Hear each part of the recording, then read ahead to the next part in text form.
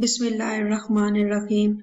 Dear students, the poem that we are going to do today is Toome Road, written by Seamus Heaney. Before we go into the details of the poem, let us look at the title of the poem. The title is very significant here. Seamus Heaney is alluding to history in this poem.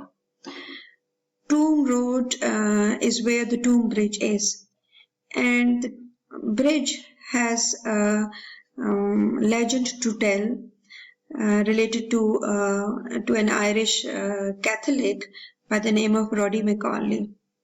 Roddy McCauley was a freedom fighter who fought in the United Irish Rebellion in the 18th century, in specifically 1798 against the British rule.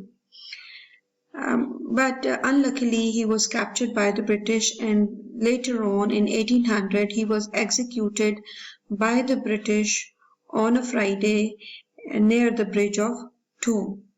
So that is where the title of the poem has been taken from, and Seamus Heaney has taken the inspiration from that legendary character Roddy McCauley.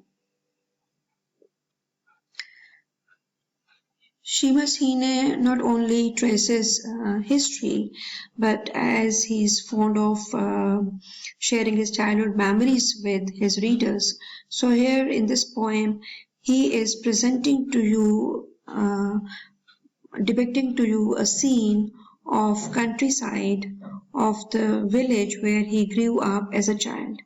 And you can see this scene from the perspective of little Seamus Heaney, who was 4 or 5 years old. Another important aspect of the poem is that Seamus Heaney is also alluding to Greek mythology. We will discuss that in detail where this allusion is in the stanza. Now let's read the poem. One morning early I met armored cars in convoy, wobbling along on powerful tires, all camouflaged with broken alder branches, and headphone soldiers standing up in turrets. How long were they approaching down my roads, as if they owned them? So here we see Seamus Heaney as a little boy who has probably sneaked out of his house, and it's early morning, very early hours of the morning, when probably his parents are still asleep, and when he roams about in the streets, he meets armored cars. And these armored cars, in fact they are the tanks which are moving in a convoy, and they are wobbling along on powerful tires. So the noise that they are making is terrifying for little child, that is Seamus Heaney. And they are wobbling. It's a sound which is very noisy, very disturbing. It is disturbing to the ears of little boy. And here it's very important that the vocabulary that Seamus Heaney is using, wobbling, convoy, armored cars, powerful tires, these all words, they exude power, they exude force, and they are the presence of these tanks in the early morning. It's very disturbing for Seamus Heaney. He immediately is attracted towards these moving tanks, and then another thing that he notices is that they are all camouflaged with broken alder branches. And broken alder branches, again, the choice of these words by Seamus Heaney is very important. They are all covered with the branches of the trees, the branches which have been forcefully broken from the trees, and they are being used to cover the tanks.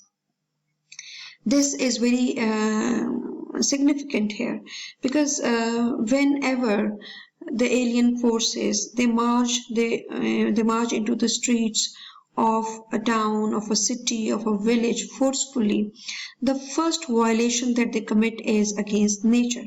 So here, Seamus Heaney also sees these camouflaged tanks in this perspective. Though in reality, these tanks, they are not the tanks which are owned by RUC, that is the Royal Ulster Constabulary, which was very notorious in committing atrocities against the local Irish nationals. These tanks, in reality, the scenario that is being depicted here is that of 1944, when the Second World War was taking place, and the Allied forces, they had stationed nearby Seamus Heaney's village. It was a few miles away from Seamus Heaney's village, where there was an aerodrome, and these Allied forces, they were stationed there, and they were in fact preparing to attack Normandy, where the German forces were stationed. And Seamus Heaney, when he looks at these tanks marching, he because he's accustomed to seeing this violence on and off erupting between the Irish Catholics and the British Protestants. So he immediately assumes that these are the tanks which are owned by Royal Ulster Constabulary, and they are coming to take away their lands, and they are coming to commit violence against the people of Ireland. And then then when he looks at these tanks, the thought that comes into his mind is that how long were they approaching down my roads? So he poses this question, that for how long is this going to continue? When he opened up his eyes and he grew up as a boy, he has seen this, and now as a poet, when he's a mature poet, still this violence continues. Still this disturbance is there. The divide that has been unnaturally created between the Roman Catholics and the Protestants, and the Irish Catholics, who have been reduced to a minority. This divide, this violence, he says that for how long is this going to continue? And the way these forces are marching into his lands, they are depicting as if they own this land.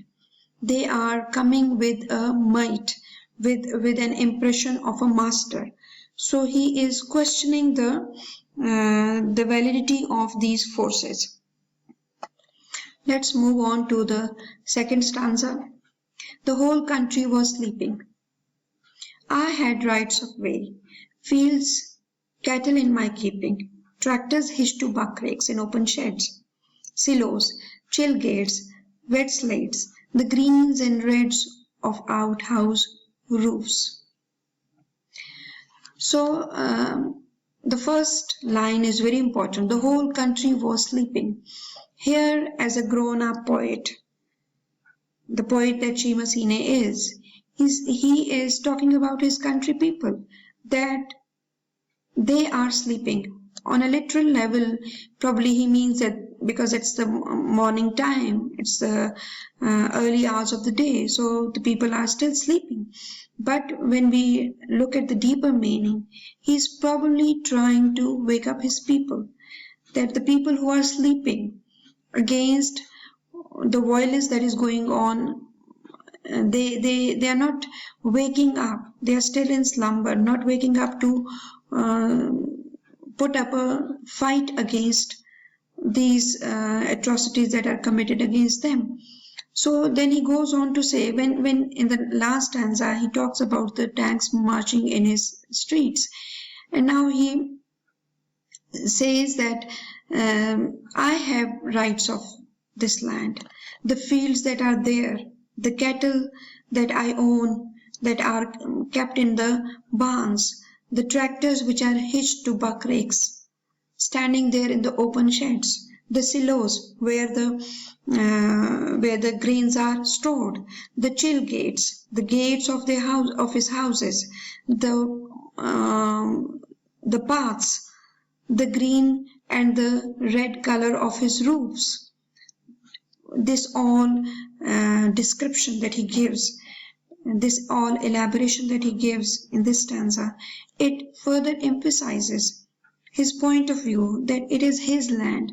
In the last stanza, when he says that the way they are marching into the streets, they show as if they own this land. To that question now he gives an answer that it's not their land, it's his land, because he has the rights to his streets, to his fields, to his cattle, to his silos, to his houses. He is the owner. His people are the owner. So how dare these alien forces are coming to own, to usurp, to take away the land, which the property which he owns, which his people own.